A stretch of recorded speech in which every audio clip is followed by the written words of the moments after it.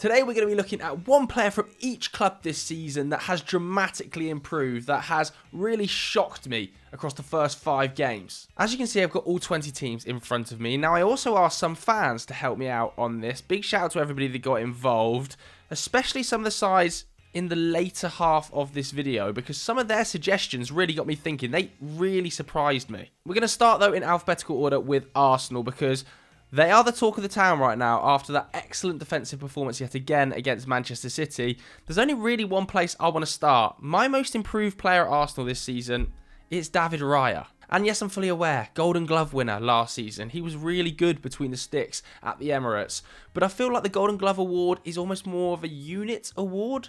The back four was excellent, wasn't it? Declan Rice was brilliant. And as a cumulative group effort, they were exceptional. This season, maybe it's just me, I feel like David Raya is at new levels. I actually think he is now competing with Alisson as the best goalkeeper in the league. And look, we can talk about the underlying numbers until we're blue in the face. He's gone from a post-shot expected goals negative goalkeeper to a post-shot expected goals positive goalkeeper in the space of 6 months. He's faced 26 shots on target already this season. And yes, I'm aware quite a lot of those came against Man City. But across the season, Arsenal have actually faced the second most shots of any team in the league, the 6th most shots on target of any team in the league. He has got the second best save percentage, the second best clean sheet percentage. So the numbers are amazing, yes, but it's the eye test. It's what he's bringing to this side in a leadership role in terms of his attitude that really elevates him for me. He is an absolute leader at Arsenal. He's bossing people about. He's an absolute commander when he comes out and takes balls from crosses, which is a vital element to his game. He's always been in the top 5% of goalkeepers across his career per season for crosses claimed per 90. But David Raya never seems to put a foot wrong right now. Not 12 months ago, we were talking about the battle between him and Aaron Ramsdale, who is going to come out on top. Arteta was talking about sharing minutes between the two of them. David Raya is like the path he's taken since joining from Brentford, where he was already one of the league's better goalkeepers. Scary times. He's amazing now. Let's go to Aston Villa then, where there are great options, aren't there? First and foremost, Morgan Rogers. Feels like he's gone to new levels this season after a pretty good first 6 months at Villa since joining from Middlesbrough. John Duran, clearly the outstanding young striker in the league right now. Even Amadou Onana, you could argue, a bit of a bit part player at Everton at times last season. By no means a guaranteed starter in their side. At Villa, he obviously is. But it's another midfielder that I think has been one of the league's best players this season flat out. And that is Youri Tielemans. Last season, when you think back to Villa's midfield, it was a slightly more rotational role for him with Kamara, with Douglas Luiz, with John McGinn in there. He started just 17 league games, and I think when he arrived for a free, there was a little bit of hesitation from Aston Villa fans and the wider Premier League audience. Is he fast enough and dynamic enough to play in this Unai Emery system? Well, after 12 months getting up to speed, you can see he absolutely is. He's a terrier off the ball, putting up season best tackle interception numbers, but he's such a good creator from deep, and I think that really flies under the radar. Now, I know it's only a small sample size, but as we can see last season, his numbers across the board had been on slow decline, really, and I think that is a symptom of having to bed in to a new side. Comparatively to this season, where he looks like the established name in midfield, you can see huge jump ups in his creativity numbers in forward areas, putting up 3 shot creating actions per 90. Huge volume of tackles as well from the midfield. The one criticism really of Youri Tielemans has been his off-the-ball energy. Is he fast enough in recovery situations? Well, when you pair him with a man like Amadou Onana, who is an open play monster, wants to cover and is able to cover huge areas of the pitch because he's so fast, so athletic, and you've almost got like a match made in heaven. That partnership as a midfield too, Amadou Onana, Youri Tielemans, is going to be really hard to break. Like, Boubacar Kamara is going to have a serious job on his hands trying to get back into that midfield too. They look so natural together, and I don't think many Villa fans would have said at the end of last season, Youri Tielemans will start every minute of every game next year, which is what he's done so far this season. I think only 4 Villa players have played every single minute of Premier League football this season, and he's one of them. He's been unbelievable so far. Let's go to Bournemouth, and I was really struggling. On Scout, I couldn't pick out anybody that seemed to have really taken strides forward, so I went and asked a lot of Bournemouth fans. Quite a few of them said they thought the most improved player, because of his consistency level, was Milos Kerkez. Now, interestingly, last season, I had the picture that he was nailed on starter every week in that Bournemouth side. But, of course, he ended up splitting quite a lot of minutes with Lloyd Kelly. Now, Lloyd Kelly has subsequently left. He's gone to Newcastle, meaning that Milos Kerkez is the outstanding candidate and the first name on the team sheet as a left-back. 22 starts last season of the 38 games. Already this year, he started all 5 Premier League matches. And because of this consistency, his numbers are up. Shot creating actions, for instance, have doubled this season. He's winning more defensive duels than he ever has before. And I think Iraola really trusts him in that position now. And given he's still just 20 years old, it would not be a surprise at all to anyone, I don't think. In fact, the rumours were there in the summer, weren't they? If he has an exceptional season, becomes a key component of a Bournemouth side that has a really smart defence, by the way, when you think of Zabani, Senesi, Howson to come in. When you put that all together, if Kerkez can lock down a spot as being the outstanding left-back in that side that's pushing for top 10, it's not impossible to think that he could get a move to a Champions League club next season. There's a bit of a dearth of left-backs, and it feels like Kerkez is on the climb, doesn't it? He's one to watch this season, I think. Let's go to Brentford, where lots of people were talking about Brighton and Burmo, but I wanted to focus a little bit further back on one of the players that I think has been a standout for the club at the start of this campaign, and that's Nathan Collins. Now, this is hard to quantify from a statistical point of view because their underlying numbers aren't great. You know, they've conceded the second highest amount of expected goals of any side in the league at this point. But you've got to take into account the really, really tough fixture list that's seen them play Man City, Liverpool, Tottenham as part of their first 5 games. So I'm coming at this from a little bit more of an eye test point of view, maybe, than many other players on this list. But for me, every time I watch Brentford, he is an outstanding leader at the back. He's a bit more of an old school defender, but still only 23 years old. I think people forget how young he is. And I really feel like he's taken up the mantle of being the best centre-back at the club. He's obviously been partnered a lot with Ethan Pinnock this season. Sepp van den Berg's come in. He's managing to hold him off from a starting spot. For me, he is the best defender Brentford have. He is able to progress the ball and carry the ball into midfield, and he's good in tight spaces. I actually don't think enough people talk about Nathan Collins as being a really, really good defender. He's underrated, and I think he's only getting better. Let's go to Brighton. Only one name here for me. The forward line looks great, obviously, but I think Carlos Baleba has taken big steps forward. Yet again, very, very quickly becoming the best midfielder at the club. It was a bit of a slow bedding in period under Zerbi, wasn't it? I think 1,300 minutes last season, and it's to a level continued this season. I think Herzler is slowly easing him into the side. But again, from an eye test point of view, whenever you watch him, he's a scary player. A really, really scary player. Not just with his physicality and how easily he bosses games, but with his technical ability, his match intelligence. At that age, it's not normal. Even when you start to dig a bit deeper, this is frightening, man. It's really frightening. You know, like shot creating actions have jumped from 1 to nearly 4 per 90. He's scoring absolutely sensational goals. And then defensively, whenever you watch him, you're like, oh my God, he's absolutely everywhere. And that's proven out in the numbers, putting up 5.5 tackles and interceptions from that midfield area already this season, up from about 4 last campaign. He reminds me a little bit of Moussa Dembele at times, and that is only a positive. You know, when you speak to some of the Spurs players back in the day, pretty much all of them say the best player they played with, Moussa Dembele. I can imagine Carlos Baleba going to that sort of level. There's no doubt in my mind that this guy is going to be one of the next off the production line at Brighton of £80+ million midfielders. He is just sensational, and I think by the end of this season we could genuinely be talking about one of the league's best midfielders. Let's go to Chelsea, and a couple of names I could have picked here, actually. I was really tempted to talk about Levi Colwill, who I think has taken big strides forward in his all-round game this season. Helps when he's got a lockdown position as the left-sided centre-back, and he isn't kind of being shuttled between a left-back, left out of the team. He's the guy now as the left-sided centre-back. He is going to be an England regular in the future. A couple of seasons ago, there was kind of talk about, oh, might he leave the club? No way now. See him as a future captain of this club.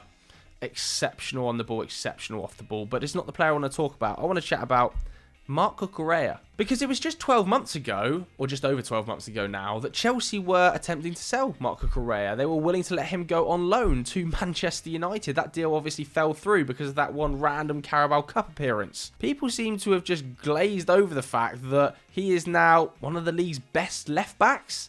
Never puts a foot wrong. He's so aggressive and tight to his winger. On the ball, he inverts really nicely. He works in the Enzo Maresca system almost perfectly. When was the last time I saw Cucurella have a stinker? I can't remember. Previously, I seem to remember him being this sort of a meme of a player. For Spain in the summer, for Chelsea now, he's one of the best left-backs around. At Crystal Palace, I could have talked about Nathaniel Klein, who has taken big steps forward in his game, I think, under Oli Glasner, particularly playing in that sort of right-sided centre-back role. Wasn't seeing this as a career trajectory for him, but he's embodying it. I'm actually, though, going to suggest, I think it's Dean Henderson. So far this season, he's prevented more expected goals than any goalkeeper in the league. It's 3 across the first 5 games of the season. Now, a lot of those came against Manchester United, where it seemed to turn into prime Manuel Neuer, but also away at Stamford Bridge, he was bloody exceptional. This time last season, of course, he was splitting minutes with Sam Johnston. There was a bit of debate who's going to be Crystal Palace's number 1. He had the injury problems. Well, no debate now. Sam Johnston's been sold. They are fully backing Dean Henderson, and they are getting their rewards for doing that. He is a brilliant shot stopper, super brave, a real leader at the back. Still think he could work on his distribution a little bit. There are times when he's under pressure and teams force him to play out of that left foot that can get a little bit wild and it can get a little bit sporadic and spraying. But if that improves, you're going to have one of the best goalkeepers in England and a goalkeeper that can almost definitely push Jordan Pickford for that England jersey. Let's say that Everton were to get relegated this season. If that did finally happen and Jordan Pickford was forced to play a season in the Championship and Dean Henderson continued on this path, come the 2026 World Cup, we might be having legitimate conversations about who should be England's number 1. That is not impossible to think of, even though Pickford's never put a foot wrong for England. If he's playing Championship football next season, it might be hard not to consider Dean. Let's go to Everton. Again, teams at the bottom of the table, really hard to find improved players for. I'm going to suggest Timo Ribbenham. This is mainly for the fact that last season he was really playing youth team football. I think it was just 9 appearances for Aston Villa. Very much a key component to this Everton side already. Ousting some quite established players in that midfield role. Looks really composed on the ball. Very able to drive. His off-the-ball numbers are exceptional. I think in terms of duels won and interceptions, he ranks sort of in the top 10, top 20 players in Europe's top 5 leagues in all competitions this season. He's also taken home the Everton Player of the Month award already. Yeah, in a team of struggles, he's been a bit of a bright spark. Ilian Ndiaye also looks really, really solid, but I think he was kind of underrated last season at Marseille. A little bit surprised they let him go so easily. At Fulham, I think we can talk about maybe the league's most improved player. He has had such a good start to the season after being yet again a bit part player who lacked final product last season. And it's Adama Traore. Last season, he played just 377 minutes of Premier League football. He started 1 Premier League game last season for Fulham. 1. This campaign, he's already played more minutes than he did last year. Started all 5 of Fulham's games and looks so dangerous, so creative. He's actually producing as well on the pitch. The 1 goal and 2 assists he's got is already the same tally for the entirety of 2022-2023, 2 seasons ago when he actually started to play quite consistent game time. He's on for what might well end up being his best season of production ever, because just 2 times in his professional career since arriving in England has he put up double figures for goals and assists. 1 was in the Championship 2017 with Borough, 1 was with Wolves 2019. So he hasn't put up double figures of goal involvements in any league for half a decade. Well, I'm telling you, this season he might well blow through that. Like, the way Fulham's set up, really smart under Marco Silva. I love the connection of Alex Iwobi and Emile Smith-Rowe on that left-hand side. I love the freedom he's giving Adama Traore to get to the byline, to play on the counter this season. And I think that instilled confidence in Adama is resulting in better output. Top 1% of wingers this season for expected assists. Top 5% for carries, for take-ons. Those are the numbers you expect. What you don't expect is him actually putting up the numbers, as harsh as that sounds, but he's done it this season and he looks brilliant. Let's go to Ipswich again. Quite a struggle for me here. I've actually gone for Axel Tuanzebe though. I think the reason I've gone for him is because he's nailed down that right back slot for Ipswich last year, sharing minutes really, particularly at the start of the season with Harry Clarke, but now very much the first team right back. And people will remember Axel Tuanzebe from his Manchester United days probably, particularly that PSG away game for instance, where he went man to man with Kylian Mbappe and gave him a bit of a send-off. Fantastic defender in 1v1 situations, and Ipswich are going to need that this season. Because he's not played more than 10 games in a single season for a team since 2018-19.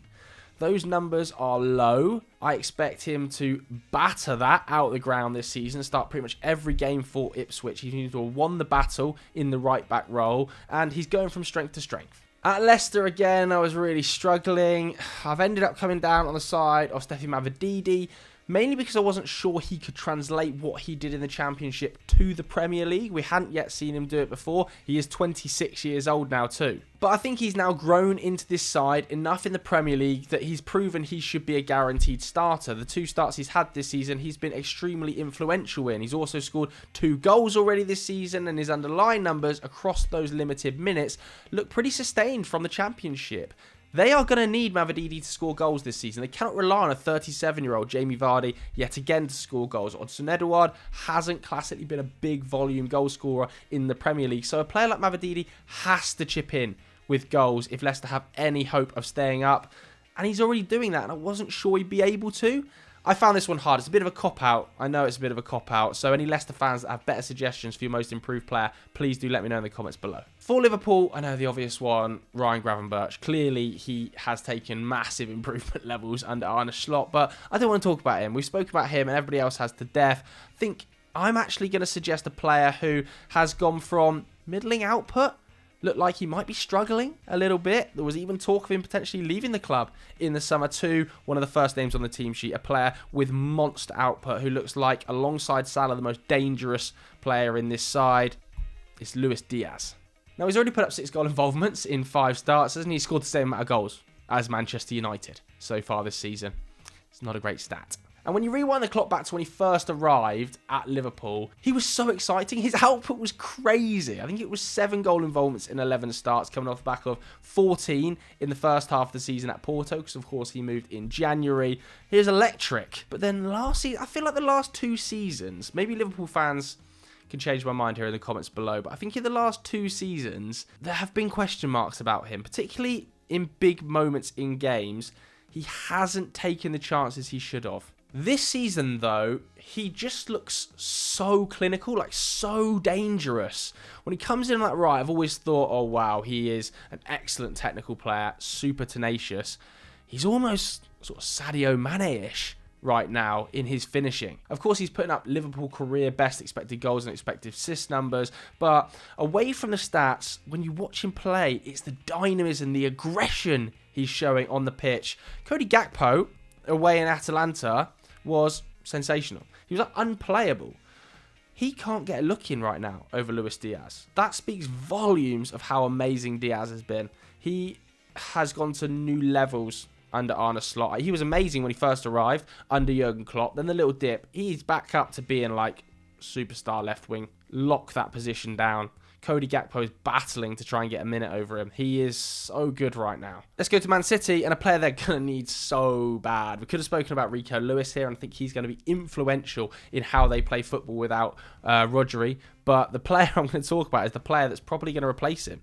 It's Mateo Kovacic. Now, with Rodri looking like he is out for the season, what an absolute hammer blow that is for Manchester City. The defensive midfield options on paper are quite limited. And there is big pressure on whoever plays there to fill those boots. Because last season, Man City played 4 Premier League games, I think it was, without Rodri. They lost 3 of them. Fast forward to this season where we haven't really seen an awful lot of Rodri. That was his first start at the weekend of the season. They've looked so much better than when they didn't have him last season. I think the main reason for that is the excellence of Mateo Kovacic playing in a slightly more reserved role. This is a huge bonus, by the way, for Man City, because the panic around Rodri being out is monumental. He is like their one player they can't afford to lose on paper. Whereas with Kovacic, in the form he's been in at the start of this season, where he's been completing, 80, 90 passes a game at a record rate, by the way, for his career, 95% pass accuracy at the start of the season. He's barely misplaced a pass. Think of the performance away at Stamford Bridge, for instance, where he was running the game.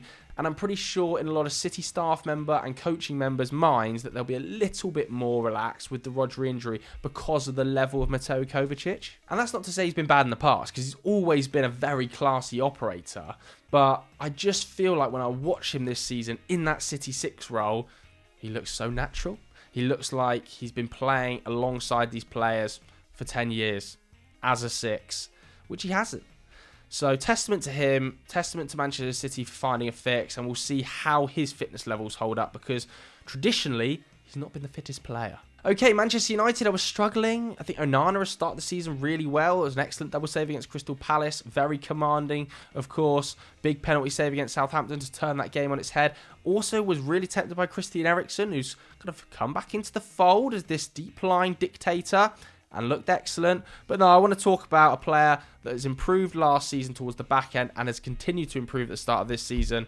Is Ahmad. Last campaign, it was just 3 league starts. Most of them came at the back end. He was battling with Anthony as being the sort of backup winger behind Alejandro Garnacho on that right-hand side. Now, I think he is United's best option on the right. 2 goal involvements in his first 4 starts this season, building on that positive back end of the season where he scored big goals against the likes of Newcastle. But it's his off-the-ball work that's really impressed me. He's got a very, very high technical ceiling. We can all see that in his dribbling, in his skills, in his first touch. He's beautifully silky to watch, but his physicality and his off-the-ball work have really improved. He puts pressure on the ball constantly. He works harder than any of United's other forwards. That is part of the reason he is, in my opinion, the first name on that right-hand side now, and it's a battle between Garnacho and Rashford for the left-hand side. And for me, it would not be a surprise if he was able to put up double figures of goal involvements this season, which would be a huge step up on where we've seen Ahmad progressing through Championship and SPL loans to a bit part player at Manchester United to now being one of the first names on the team sheet. Vital player for Erik ten Hag's system already, and we weren't saying that last season, so it's a massive improvement for him.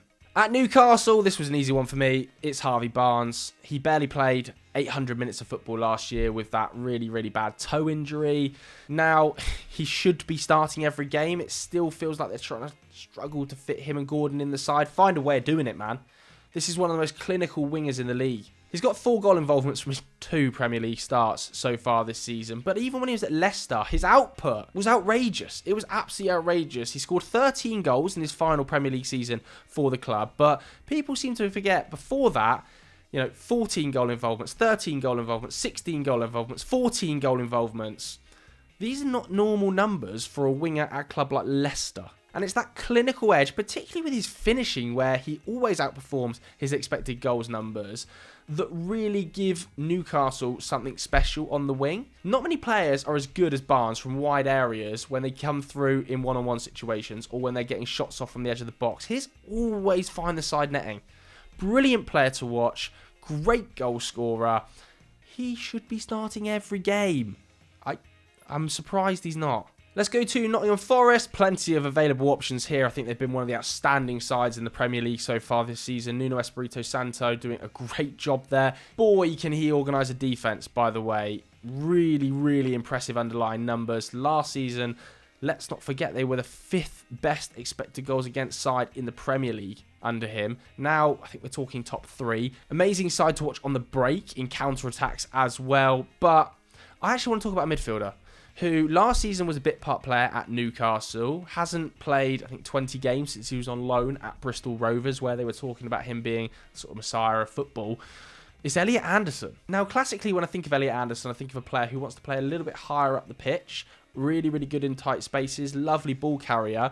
But under Nuno, he has started to be able to work super effectively off the ball. He's putting up 5.5 tackle interceptions per 90 this season. His partnership with Sangare looks strong. Well, Sangare's now got a long-term injury. Now it looks like it could be a partnership with James Ward-Prowse, who at the weekend I thought was pretty good before he got hooked. And when you look at the performances, for instance, against Brighton, and I look at that 60 minutes that he got where he won 8 duels in 60 minutes, 3 tackles, an interception, 1 block, 3 clearances. That defensive nous hasn't classically been there. Now it adds to his ability in transition, his ability in the final third. You're seeing a really well-rounded midfielder that by the end of the season will be one of Forest's best players.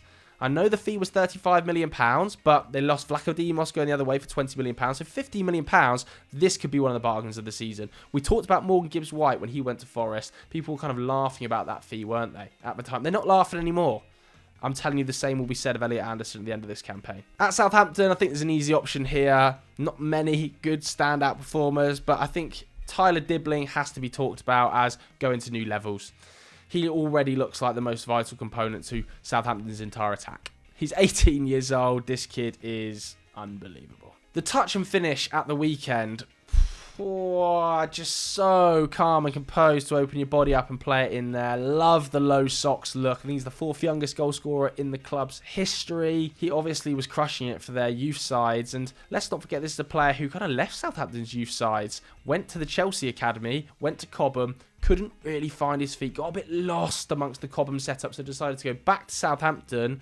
Feels like that was actually a good career choice because he is going to play nearly every game this season, and Southampton, whether they go down or not, will have put him firmly in the shop window. Manchester United heavily linked with him. Of course, Dan Ashworth tried to sign him when he was at Newcastle before he made his professional debut. Now he has made it. He's outstanding. Southampton are going to ask for a big old fee, but I would not be surprised. This is a move to watch. Manchester United and Tyler Dibbling, with Dan Ashworth's involvement in the transfer that nearly took him to Newcastle. I would be surprised if there's not more interest there. Tottenham Hotspur, I mean, James Maddison slowly coming back into a little bit of form. One of the best performances I've seen from him in months at the weekend. But I think the most consistent player for Spurs in this slightly new role for him this season is a much improved Kulusevski. Now, last season, he put up plenty of minutes. I think it was 2,700 minutes, 11 goal involvements. And he's always been a really good technical player, Kulusevski. Even since his Juventus days, very, very solid coming off that right-hand side. Excellent at keeping hold of the ball. But this new role, playing him as this sort of double 8 alongside James Maddison, really suits him, I think. Playing a little bit more centrally where he isn't the fastest player, but he's extremely ball secure, he's very technical, and he has really good end product, makes him work even harder, and it works. Now, how sustainable him and Maddison playing in the same midfield is against the bigger sides, I'm not totally convinced. I think Sarr will need to get minutes in certain games, but against some of the smaller teams where you know with this Ange Postecoglou system you're going to have teams pinned right in, I think Kulusevski and Maddison, dangerous, constant chance creators there. It's a new role, but I'm really excited by it. He's improving in it. West Ham was basically impossible. I think we could almost do a whole video on what's going wrong at West Ham right now by itself. If you want to see that, let me know in the comments below, because there's already big pressure on Lopetegui, it feels like, especially from the match-going fans. Where do I look? I've gone for Wan-Bissaka, just because he didn't really get loads of game time last season at Manchester United. It was 1,700 minutes, wasn't it? But it felt like Dalot was definitely the starter there. He's been alright at the start of the season for West Ham when he's not really asked to do loads of progression, not really asked to invert. Certainly think, Mazraoui looks a big upgrade for Manchester United, but nevertheless, defensively, he's been okay. I don't know, West Ham fans, please help me out here. I was really struggling, picking one positive from this system so far. Please do let me know if you've got a better suggestion than Wan-Bissaka. I think new club, time to bed in, he's looked solid. And that's the best I can do. The same can be said of Wolves. I could not find a player to talk about at Wolves. I was asking a lot of Wolves fans. People were saying, Ryan Aït-Nouri has certainly improved across the last 12 months. And I think that probably is true. But I'm still not sure this system, the forward at back, suits him. Is he a left back? Is he a left wing back? Mateus Cunha still maybe their best player. But has he improved? Has he taken strides forward? Strand Larsen, again, had an excellent season last year, though. I'm going to just briefly mention Mosquera, because the injury to him, I think, is another disaster for Wolves. He's been one of their better players at the start of this season. Yes, they've conceded a huge volume of goals. I don't think it's down to him. At 23 years old, of course, he was out on loan last season. He's come back, made that position his own straight away. Now, with him going out with an ACL or an MCL, whatever it turns out to be, missing potentially 6+ months of the season, do they now have the central defensive options to even go to the back three? I don't think they do. When Mosquera was fit, they just about had enough. Now they don't. They're going to have to stick with the back four that has not been great defensively. Now, they haven't looked awful, Wolves. They've been a little bit unlucky and it's just not fallen for them. They've had tough fixtures, but without Mosquera, I'm worried for the defence. Okay, so that was my list of every team's most improved player in the league so far this season. Let me know who you think your club's most improved player is in the comments below. If you enjoyed this video, hit the like button, hit subscribe. I'll see you later.